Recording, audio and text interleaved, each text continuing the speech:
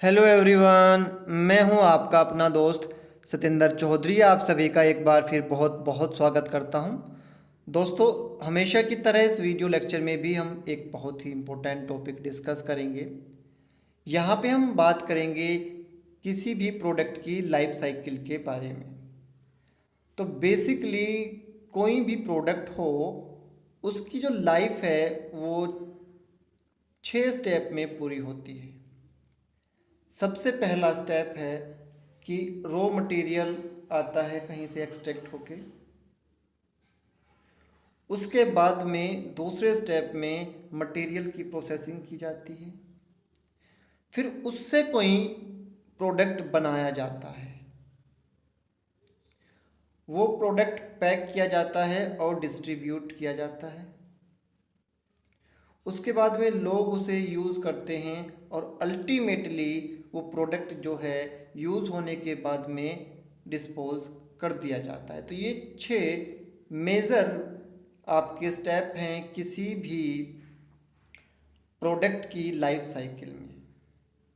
But यहाँ पे क्या होता है कि हम वेस्ट को बचाने के लिए क्या करते हैं, कोशिश करते हैं कि हमारी डिस्पोजल साइट में वेस्ट कम से कम जाए। तो इसके लिए क्या किया जाता है, सबसे पहले हम कोशिश करते हैं प्रोडक्ट को रीयूज़ करने की। लोगों ने प्रोडक्ट को यूज़ कर लिया। यहाँ पे best suitable example soft drink की बोतल का ले लीजिए। लोगों ने कोल्ड ड्रिंक पी ली, पीने के बाद में जो बोतल बची उनको रीयूज़ कर लिया गया, प्रोडक्ट बना और उन बॉटल्स को रिंस करके दोबारा से रिफ़िल कर दिया गया और पैक करके फिर से डिस्ट्रीब्यूट कर दिया गया। तो फिर वही चीज़ हुई, प्रोडक्ट यूज़ हुआ, फिर प्रोडक्ट को रीयूज़ कर लिया गया, उनको रिंस किया, रिंस करके रिफ़िल किया, पैक किया, डिस्ट्रीब्यूट किया। तो यहाँ पे क्या हो रहा है, आपका जो वेस्ट है वो डिस्पोजल साइट तक नहीं जा पा रहा है। दूसरा स्टेप, अब मान लीजिए यहाँ पे हम लैपटॉप का एग्जांपल ले लेते हैं। लैपटॉप बने, पैक हुए, लोगों ने यूज़ किए, यूज़ करने के बाद में वो ख़राब हो गए कुछ उनके पार्ट्स। तो उनको क्या कर दिया गया, दोबारा से डीअसेंबल किया गया। उनके जो पार्ट्स हैं उनको निकाल के यूज़ कर लिया प्रोडक्ट मैन्युफैक्चरिंग में। उसके बाद में उनको फिर से पैक किया, डिस्ट्रीब्यूट किया, लोगों ने यूज़ किया और ये साइकिल ऐसे चलती जा रही है। इससे भी क्या हुआ, आपके डिस्पोजल साइट पे वेस्ट कम जा रहा है। अब तीसरा स्टेप, यहाँ पे क्या हो रहा है, जैसे कि आपने पहले एक वीडियो में मैंने बताया था वेस्ट जनरेशन। वेस्ट जनरेशन क्या के दो मेजर पार्ट होते हैं। Waste generation is equal to material recovered plus आपका डिस्कार्ड। तो जो मटेरियल रिकवर्ड है उसके दो यूज़ बताए थे मैंने आपको कि दो मेजर एम्स के लिए हम उनको रिकवर करते हैं, एक तो रिसाइकलिंग और दूसरा कंपोस्टिंग। तो यहाँ पे हम क्या कर रहे हैं, उसको मटेरियल को रिसाइकिल कर रहे हैं। मान लीजिए यहाँ पे आप एग्जांपल ले लीजिए अपना पेपर का। प्रोडक्ट यूज़ हुए, प्रोडक्ट यूज़ होने के बाद में वेस्ट हो गए, वेस्ट होने के बाद में हमने उनको रिसाइकिल किया और रिसाइकिल करके मटेरियल को हमने मटेरियल प्रोसेसिंग यूनिट में भेज दिया। वहाँ से वो प्रोसेस हुआ, फिर उससे कोई प्रोडक्ट बना, फिर वो पैक हुआ, डिस्ट्रीब्यूट हुआ, लोगों ने कर लिया।